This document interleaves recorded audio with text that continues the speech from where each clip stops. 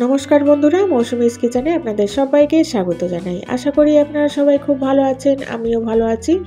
আমি আজকে দুটো রেসিপি নিয়ে চলে এসেছি। একটা বানাবো কাতলা মাছের রেসিপি আর একটা লাউয়ের রেসিপি। দুটোই খুবই সাধারণ রেসিপি, খুবই অল্প মশলা দিয়ে তৈরি, কিন্তু খেতে খুবই ভালো হয়। তো গরম ভাতের সঙ্গে একদম জমে যায়। তো আজকের রেসিপিটা পুরোটা দেখুন, আর যদি ভালো লাগে তাহলে লাইক করতে ভুলবেন না, আর বন্ধুদের সঙ্গে শেয়ার করে দেবেন। তো চলুন আজকের রেসিপিগুলো শুরু করা যাক। তো প্রথমে আমি মাছের রেসিপিটা বানিয়ে নেব। এখানে কাতলা মাছ নিয়ে নিয়েছি, আর কড়াইয়ের মধ্যে তেল দিয়ে দিয়েছিলাম। তেলটা ভালোভাবে গরম হয়ে যাওয়ার পর আমি মাছগুলোকে দিয়ে দিলাম।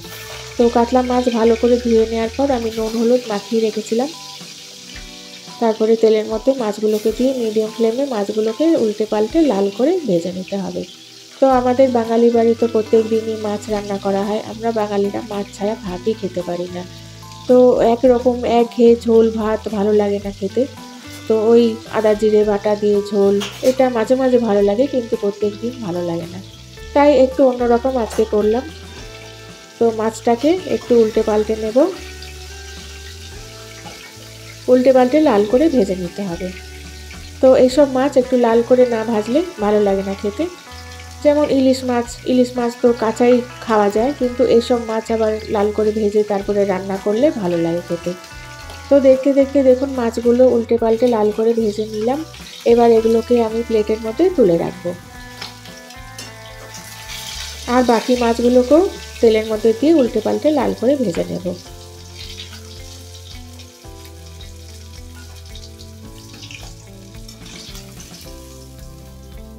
তো এগুলো তুলে রাখলাম। তারপরে আমি বাকি মাছগুলোকেও দিয়ে দেবো, দিয়ে উল্টে পাল্টে লাল করে ভেজে নেব।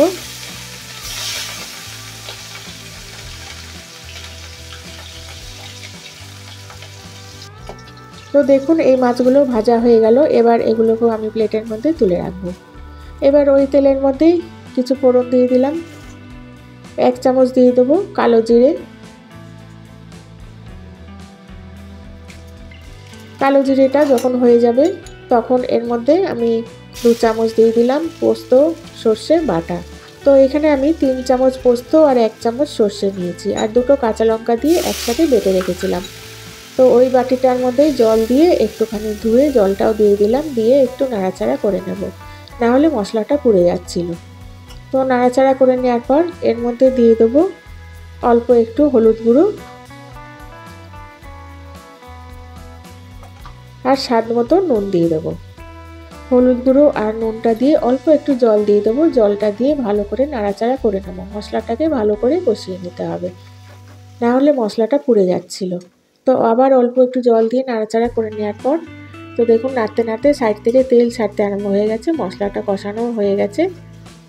তো এবার এর মধ্যে জল দিয়ে দেবো। তো আপনারা যেরকম গ্রেভি পছন্দ করেন ওই রকম জল দিয়ে দেবেন। তো আমার তো একটু মাখা মাখাই পছন্দ হয় এই রেসিপিটা, সেই জন্য আমি অল্প জল দেব। আর অল্প জল দিয়ে আমি ভালো করে মশলাটাকে জলের সঙ্গে ভালোভাবে নাড়াচাড়া করে নেব।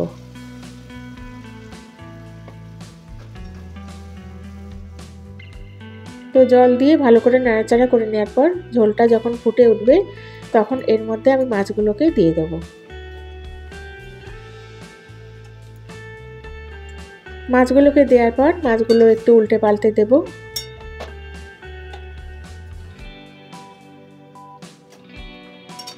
তো এই রেসিপিটা গরম ভাতের সঙ্গে খুবই ভালো লাগে বন্ধুরা খেতে। তো এইগুলো তো এই দেখুন আমার রেসিপিটা একদম রেডি হয়ে গেছে। এবার আমি এটাকে নামিয়ে নেব প্লেটের মধ্যে। নামানোর আগে দিয়ে দেবো অল্প একটু ধনেপাতা কুচি দিয়ে দিলাম, 3-4টে কাঁচা লঙ্কা দিয়ে দিলাম। আর একটা জিনিস দেব, এই দেখুন দিয়ে দেবো কাঁচা সর্ষের তেল। ব্যাস, এটা দিলেই একদম রেসিপিটা জমে যাবে। দারুণ খেতে হয় বন্ধুরা। এই নামানোর আগে একটুখানি কাঁচা সর্ষের তেল দিয়ে দেবেন, তো খুবই ভালো লাগে খেতে গরম ভাতের সঙ্গে। এবার আমি এটাকে একটা বাটিতে ঢেলে নেব। তো আমার কাতলা মাছের রেসিপিটা একদম রেডি হয়ে গেছে। এবার আমি লাউয়ের রেসিপিটা বানিয়ে নেব। দেখুন কতটা সুন্দর হয়েছে দেখতে, আর খেতেও দারুণ হয়।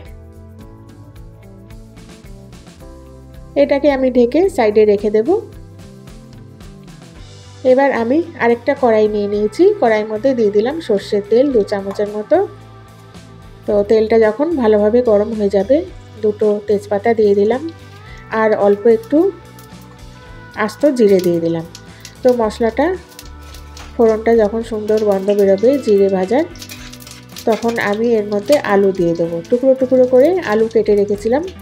তো আলুটা আগে একটু ভেজে নেব, কারণ লাউ তো তাড়াতাড়ি সেদ্ধ হয়ে যায়, কিন্তু আলুটা সেদ্ধ হতে চায় না, সেই জন্য আলুটা আগে ভেজে নেব। তো উল্টে পাল্টে লাল করে ভেজে নিতে হবে। শুধু লাউ দিয়েও আপনারা বানাতে পারেন, কিন্তু আলু দিলে একটু ভালো লাগে খেতে। তো অল্পই আলু দিলাম, আমি এখানে ছোট ছোট দুটো আলু নিয়েছি। তো আলুটা দেখুন ভাজা হয়ে গেছে। এর মধ্যে 1 চামচ আদা বাটা আর লঙ্কা বাটা দিয়ে দিলাম আর একটা টমেটো দিয়ে দিলাম। তো ভালো করে মশলাটা ভালো করে কষিয়ে নেব। আদার যাতে কাঁচা গন্ধটা না থাকে সেই জন্য একটু নাড়াচাড়া করে নিলাম আদাটা দিয়ে। আদা দুটো কাঁচা লঙ্কা দিয়ে বেটে রেখেছিলাম। এর মধ্যে দিয়ে দিলাম অল্প একটু হলুদ গুঁড়ো, স্বাদ মতো নুন দিয়ে দিলাম, দিয়ে আবার একটু নাড়াচাড়া করে নেব।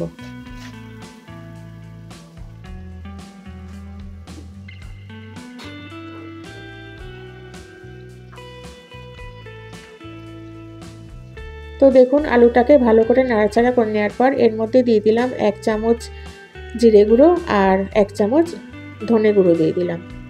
দিয়ে অল্প একটু জল দিয়ে দেবো, নাহলে মশলাটা পুড়ে যেতে পারে। অল্প একটু জল দিয়ে ভালো করে নাড়াচাড়া করে নেব।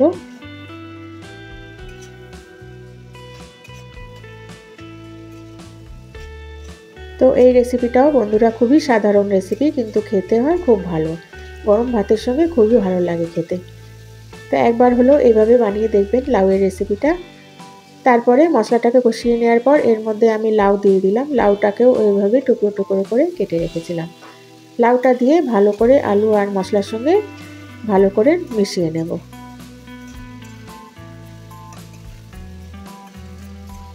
তো ভালো করে মিশিয়ে নিলাম দেখুন।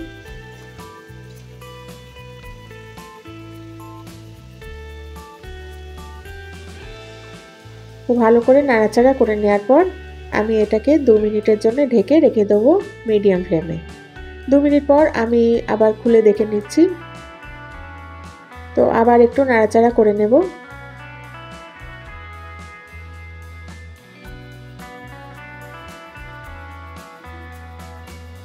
তো ভালো করে নাড়াচাড়া করে নেওয়ার পর এর মধ্যে আমি জল দিয়ে দেবো। তো এই রেসিপিটা একটু ঝোল ঝোল ভালো লাগে খেতে, সেই জন্যেই আমি একটু জল দিয়ে দেবো এর মধ্যে। আর জলটা দিয়ে আবার ভালো করে মশলার সঙ্গে মিশিয়ে নেব। লাউ আর আলুটাকে ভালো করে মিশিয়ে নেওয়ার পর আমি এটাকে ঢেকে রেখে দেব 2 মিনিটের জন্য। আর এটাকে মিডিয়াম ফ্লেমেই বানাতে হবে।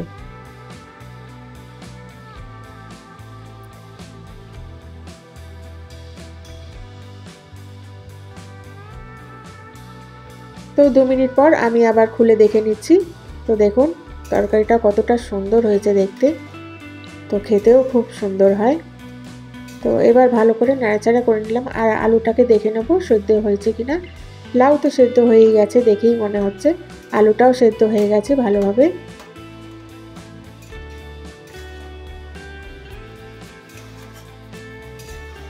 তো এই রেসিপিটাও একদম রেডি হয়ে গেছে। এবার এটা নামানোর আগে আমি দিয়ে দেবো এর মধ্যে 1 চামচ গরম মশলা গুঁড়ো। প্রথমে দেবো একটু চিনি, লাউ যেহেতু সেই জন্য একটু চিনি না দিলে ভালো লাগবে না খেতে। লাউটা একটু মিষ্টি মিষ্টি ভালো লাগে খেতে।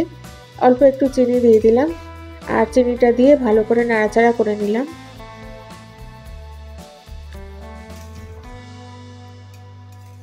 আর দিয়ে দেবো 1 চামচ গরম মশলা গুঁড়ো আর 1 চামচ ঘি দিয়ে এটাকে নাড়াচাড়া করে ভালো করে মিশিয়ে আমি এটা নামিয়ে নেব। তো 3-4টে কাঁচা লঙ্কা চেরাও দিয়ে দিলাম।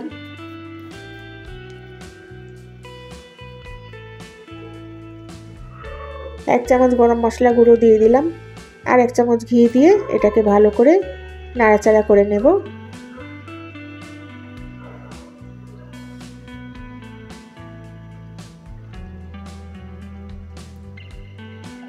ঘি আর গরম মশলাটা দেওয়ার পর আমি আবার একটু নাড়াচাড়া করে নেব।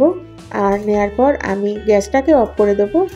আর অফ করে দিয়ে আমি এটা 2 মিনিটের জন্য ঢেকে রেখে দেব।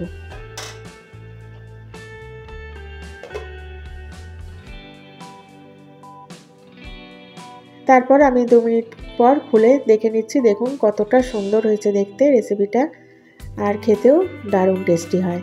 এবার এটাকেও আমি একটা থালার মধ্যে ঢেলে নেব।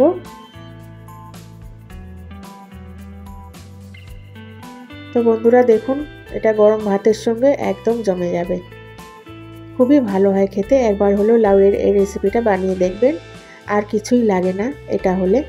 তারপরে আমি এটাকে প্লেটের মধ্যে ভালো করে ঢেলে নিয়ে আমি এবার দেখুন মাছের সঙ্গে আমি এটা রেখে দিচ্ছি।